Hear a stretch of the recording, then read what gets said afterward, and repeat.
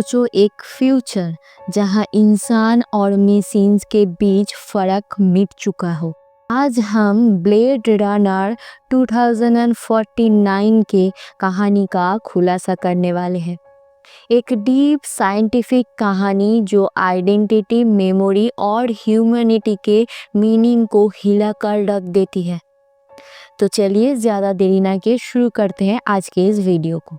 2049 का Los Angeles एक ऐसी दुनिया है जहां आर्टिफिशियल ह्यूमंस, जिन्हें इंसानी प्रतिरूप कहा जाता है, अभी भी गुलाम की तरह काम कर रहे हैं अपने मालिक के कहने पर।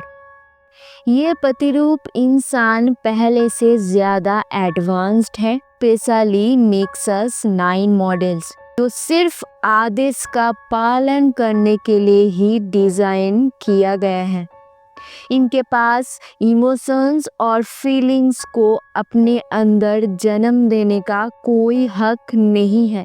इसी दुनिया में हम मिलते हैं के से, एक नेक्सस 9 प्रतिरूप इंसान जो LAPD Los Angeles police department के लिए ब्लेड रनर के तौर पर काम करता है।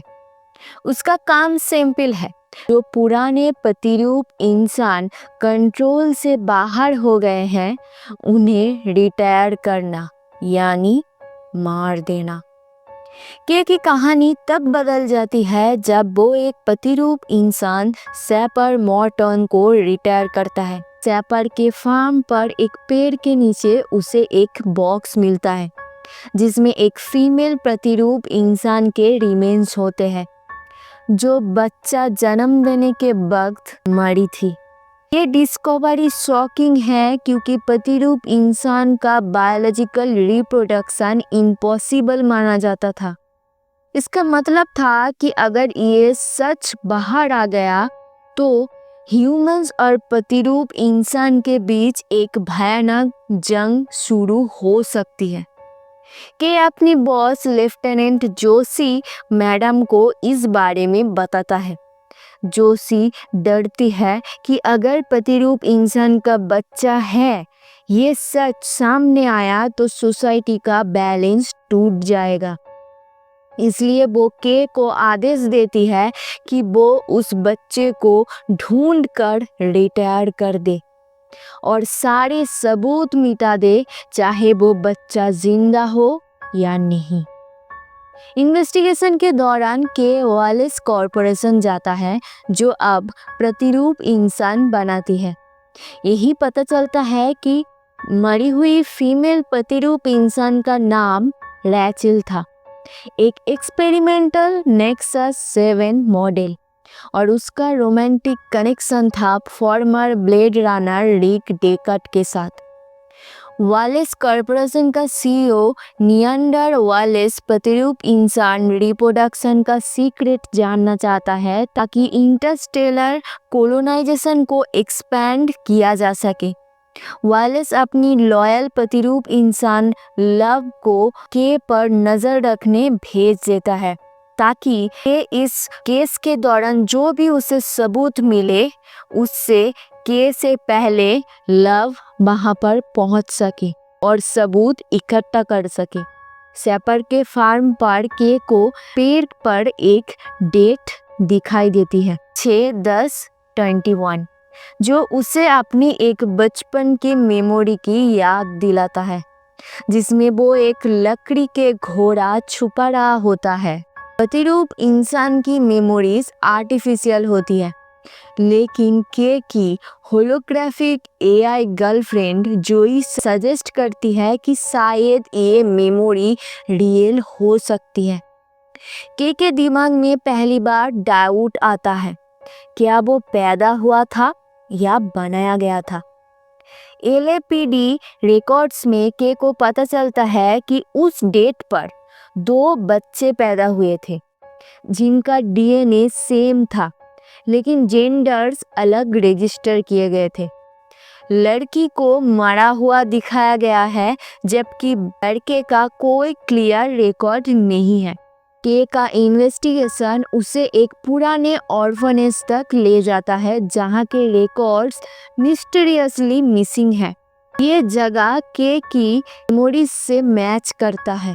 आग की भट्टी के अंदर उसे वही लकड़ी का घोड़ा मिल जाता है जो उसने अपने बचपन में वहां पर छुपाया था ऑर्फनेज के कुछ बच्चों से। यानी कि उसका मेमोरी सच है, एक रियल इंसान की तरह। और उस लकड़ी के घोड़े में वही डेट भी लिखा था, 6/10/21 के। डॉक्टर एना स्टेलिन एक प्रतिरूप इंसान मेमोरी मेकर मिलता है। वो कंफर्म करती है कि ऑर्फनेज वाली मेमोरी रियल है, किसी ने सच में वो एक्सपीरियंस किया था। इस रिवलेशन के बाद ये बिलीव कर लेता है कि वो रैचेल का बेटा है। फिर जब वो उस क्लिनिक से निकलता है, उसे ब्लेड रनर्स पकड़ लेते हैं, क्योंकि किसी भी ब्लेड रनर को अपने यादें अपग्रेड करने का कोई हक नहीं है।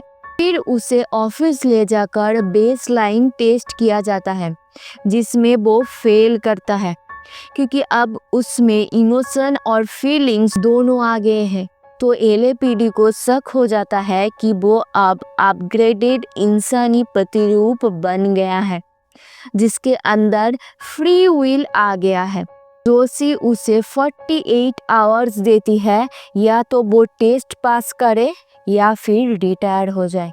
इमोशनल कनेक्शन को और डीप करने के लिए जोई प्रोस्टिट्यूट प्रतिरूप इंसान मैरिएट को हायर करती है, ताकि वो उसके साथ मिलकर के को फिजिकली इंटीमेसी का एक्सपीरियंस दे सके। लेकिन मैरिएट सीक्रेटली के जैकेट में एक ट्रैकर लगा देती है। के लकड़ी के घोड़े का ओरिजिन ट्रेस करता हुआ रेडियो एक्टिव लॉस वेगस पहुंचता है, जहां उसकी मुलाकात होती है रिक डेकर्ट से। डेकर्ट रिवील करता है कि रैचेल का बच्चे का फादर वही है, और उस बच्चे को बचाने के लिए प्रतिरूप इंसान फ्रीडम मूवमेंट में बर्थ रिकॉर्ड्स स्क्रैम्बल कर दिए थे उसने। डेकर्ट ने जानबूझकर अपनी बेटी से डिस्टेंस बना लिया है, ताकि उस तक कोई भी पहुंच ना सके। इसी बीच लव के को ढूंढते ढूंढते जोशी के पास पहुंचती है। जोशी उसे कुछ नहीं बताती है के बारे में, और लव जोशी को मार देती है। फिर वो के और डेकर्ट तक पहुंच जाती है के को ट्रैक करके, और फिर वो डेकर्ट को किडनैप कर लेती है, और फिर वो जोई को भी डिस्ट्रॉय कर देती है, जिससे के कंप्लीटली टूट जाता है। इंजर्ड के को प्रतिरूप इंसान फ्रीडम मूवमेंट रेस्क्यू करती है, क्योंकि पैट्रेट उसी प्रतिरूप इंसान फ्रीडम मूवमेंट की एक मेंबर थी जो के को ट्रैक कर रही थी। की लीडर फ्रेया रिवील करती है कि रैचेल का बच्चा एक्चुअली एक लड़की है, और वो जिंदा है, सेफ है। के समझ जाता है कि वो कभी चूजन वन नहीं था, और फ्रेया के से डेकर्ट को रेस्क्यू करने की मदद भी मांगती है। कि रियलाइज करता है कि लकड़ी के घोड़े वाली मेमोरी असल में डॉक्टर एना स्टेलिन की है, और वही रैचेल की बेटी है। वालेस डेकर्ट को इमोशनली टॉर्चर करने के लिए उसके सामने रैचेल की तरह इंसान प्रतिरूप ले आता है, ताकि वो अपने बच्चे के बारे में कुछ इंफॉर्मेशन दे दे। लेकिन डेकर्ट स्ट्रॉन्ग रहा, कुछ नहीं बताता है, और फिर डेकर्ट को और ज्यादा टॉर्चर करने के लिए लव वालेस के कहने पर डेकर्ट को ऑफ वर्ल्ड ले जा रहा होता है। जब के इंटरवेन करता है, एक ब्रूटल फाइट के बाद के लव को पानी में डुबाकर मार देता है, और के फैटल इंजरीज के साथ डेकर्ट को रेस्क्यू करता है। एंड में के डेकर्ट को उसकी बेटी के पास ले जाता है, और दुनिया के लिए अपनी मौत का इल्यूजन क्रिएट करता है। स्नोफॉल के बीच के सीढ़ियों के ऊपर लेट जाता है, शांति के साथ, जानते हुए कि उसका सैक्रिफाइस किसी और के फ्यूचर के लिए था। ये कहानी इस बात का सबूत है कि इंसान होना सिर्फ पैदा होने से नहीं, बल्कि चॉइस और सैक्रिफाइस से होता है।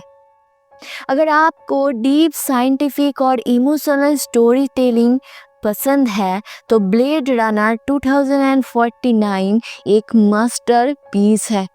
आशा करती हूँ कि आपको ये कहानी पसंद आई हो। मिलते हैं नेक्स्ट वीडियो में, तब तक के लिए नमस्ते।